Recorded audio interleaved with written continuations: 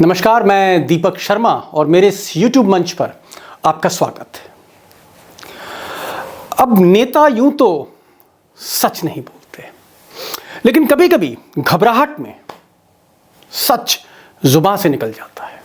जैसा कि मेरठ की एक सभा में कैमरे के सामने अमित शाह सच बोल गए। उत्तर प्रदेश का चुनाव ये कोई एकमात्र सरकार चुनने का चुनाव नहीं है। ये चुनाव उत्तर प्रदेश का भाग्य तय करने का चुनाव है। और जब मैं कहता हूं उत्तर प्रदेश का भाग्य तय करने का चुनाव है, तब समझ लो भारत का भाग्य तय करने का चुनाव है।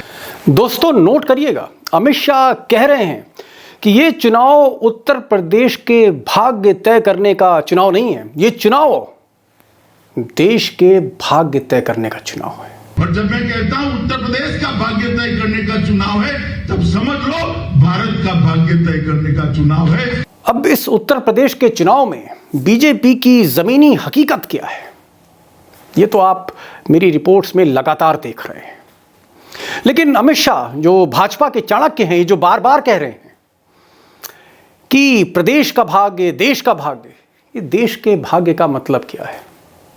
केंद्र सरकार का भाग्य, या यूं कहें मोदी सरकार का भाग्य, कि अगर बीजेपी की कश्ती डगमगाई तो मोदी सरकार का क्या होने वाला है। यही है आज का वीडियो और मेरी आपसे गुजारिश है, बहुत इंपॉर्टेंट वीडियो है, इसको आखिर तक देखिए, क्योंकि सिर्फ चुनाव तक सीमित मत रहिए। चुनाव के बाद नतीजे क्या असर करने जा रहे हैं इस मुल्क पर, वो देखना और भी जरूरी है। अब आने वाली 10 मार्च को जब मशीनें खुलेंगी और नतीजे आएंगे और उस नतीजे में कहीं बीजेपी हार गई, मोदी शाह को अगर शिकस्त मिल गई, तो इसका पहला इंपैक्ट, फर्स्ट इंपैक्ट, लखनऊ का पहला इंपैक्ट पटना पर आने जा रहा है।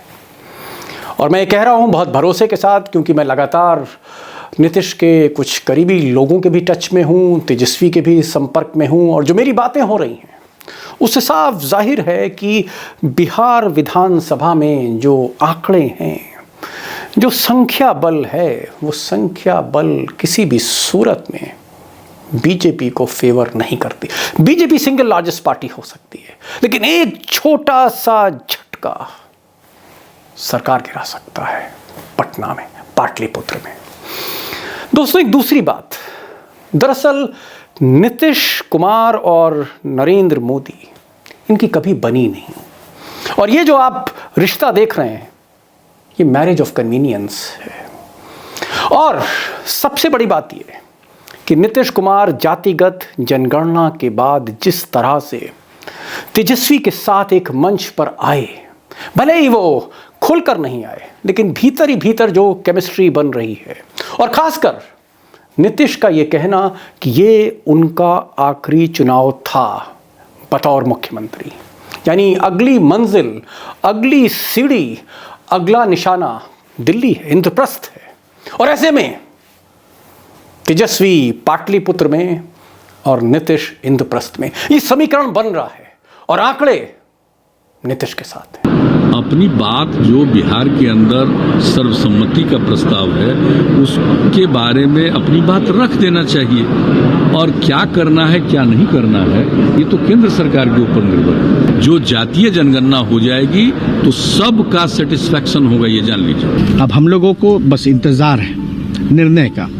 अब सुने तो हैं सब लोग की मांग पे प्रधानमंत्री जी को, केंद्र सरकार को निर्णय लेना है। तो अगर यूपी का गेम पलटा तो बिहार का भी गेम पलट सकता है, और बिहार का गेम पलटा तो हरियाणा का गेम पलटते देर नहीं लगेगी। और इससे पहले कि मैं आपको बताऊं कि हरियाणा में माननीय खट्टर जी की सरकार बैसाखी पर है, उससे पहले आप भूपेंद्र हुड्डा का ये बयान, या यूं कहूं ये शेर सुनिए और इसका मतलब निकालिए। मेरा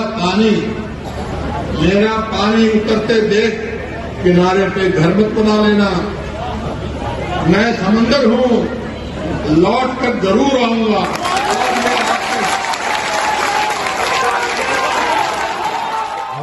मैं समंदर हूं, लौट कर जरूर आऊंगा। ये लौट कर समंदर विधानसभा जाएगा, उसी विधानसभा में जहां पर वो नो कॉन्फिडेंस मोशन लाए थे। दोबारा सरकार गिराने की कोशिश होगी और इस बार अगर बीजेपी के हाथ से यूपी गया तो जैसे आप मेरी जानकारी है, खासकर इंटेलिजेंस ब्यूरो से जानकारी मिल रही है जो मुझे, कि दीपेंद्र हुड्डा के साथ कम से कम 10 विधायक, जी हां 10 विधायक बीजेपी के संपर्क में हैं। दुष्यंत चौटाला जो एक कैटलिस्ट हैं इस वक्त, जो डिप्टी चीफ मिनिस्टर हैं, फेंस पर बैठे हैं, वो भी संपर्क में है दीपेंद्र हुड्डा के। बेसब्री से इंतजार है हुड्डा परिवार को 10 मार्च का कि उत्तर प्रदेश में क्या होने वाला है। और यकीन मानिए, जो विधानसभा का जो संख्या बल है, ये संख्या बल खट्टर साहब के लिए निर्बल है, सबल नहीं है। और कभी भी आया राम गया राम के इस राज्य में कभी भी परिवर्तन हो सकता है, गेम पलट सकता है। क्यों? क्योंकि उत्तर प्रदेश अगर बीजेपी हारती है तो मोदी और शाह, उनके चेहरे का जो नूर है वो उतर सकता है, उनकी ताकत डाइल्यूट हो सकती है। और ऐसी स्थिति में कई सूबों की सरकारें हिल सकती हैं।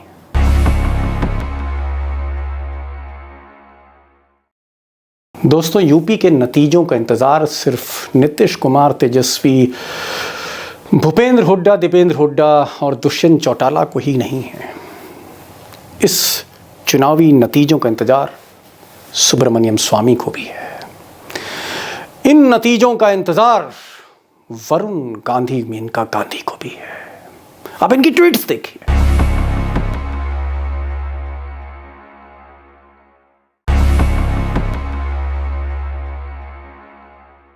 लेकिन सच कहूं तो सरकार के भीतर भी कुछ ताकतवर राजनीतिक सियासी शख्सियत हैं इस सरकार में, मोदी सरकार में, जिनको 10 मार्च का इंतजार है। उसमें एक नितिन गडकरी हैं, जिनके कभी 4 मंत्रालय होते थे, जो मोहन भागवत के बड़े खास थे, नागपुर के बड़े खास थे, जिनकी एक एक करके मंत्रालय जैसे चिड़िया के पर काटे जाते हैं उस तरह से कैंची से काटती है।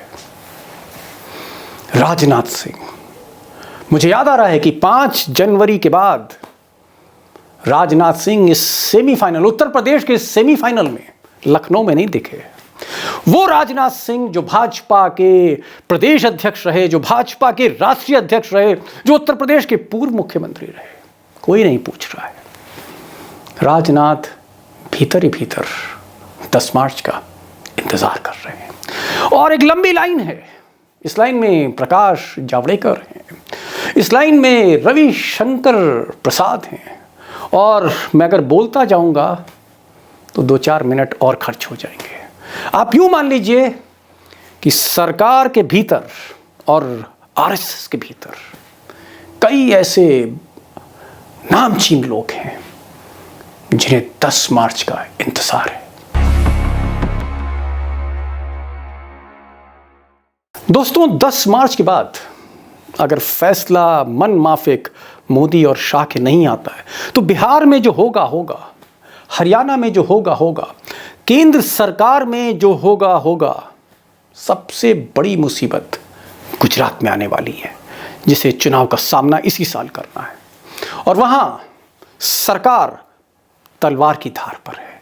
वो जो सरकार जिसमें से मुख्यमंत्री को हटा दिया गया है, उप मुख्यमंत्री को हटा दिया है, सारी कैबिनेट बदल दी गई है।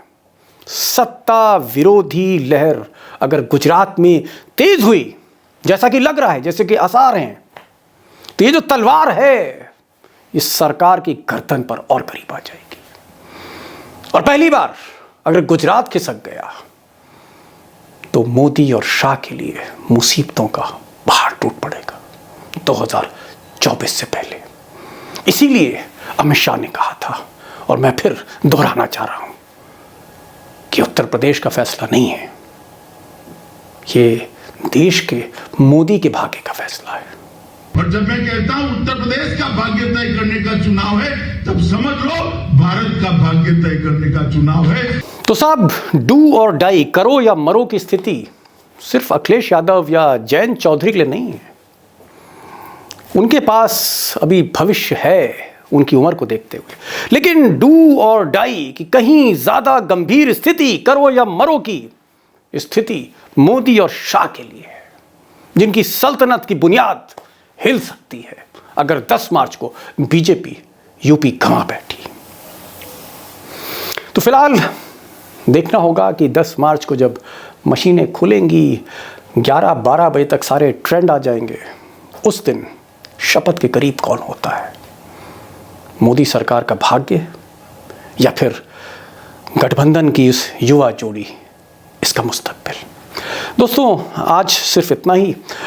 मैं क्योंकि हमेशा कोशिश करता हूं कि चुनाव की हर एनालिसिस में जाऊं, ना सिर्फ जो ज़मीन पर हो रहा है, लेकिन इस चुनाव का असर आगे क्या हो सकता है, और उसी की किस्त में आज आपने इस वीडियो को देखा। एक गुजारिश कि जैसे जैसे कि ये परिवार बढ़ रहा है और आपकी आवाज़ दूर दूर तक जा रही है, वो रिस्पांस मिल रहा है, अच्छा लगता है जब आप कमेंट्स देते हैं, लेकिन आपके जो सुझाव हैं वो सराखों पर हैं। और मैं चाहूँगा कि जिस तरह के वीडियोस आप चाहते हैं आप स्पष्ट रूप से लिखिए, मेरे पास अगर समय होगा मैं बिल्कुल जवाब दूंगा, क्योंकि आप हैं तो मैं हूँ। और इसलिए इस आवाज़ को जितना इसको आप विस्तार दे सकते हैं आप ज़रूर दीजिए, यही मेरी गुजारिश है। और एक और, इस चैनल को सब्सक्राइब करिए और जो बेल आइकन है उसको ज़रूर क्लिक करिए। तो आज बस इतना ही। नमस्कार।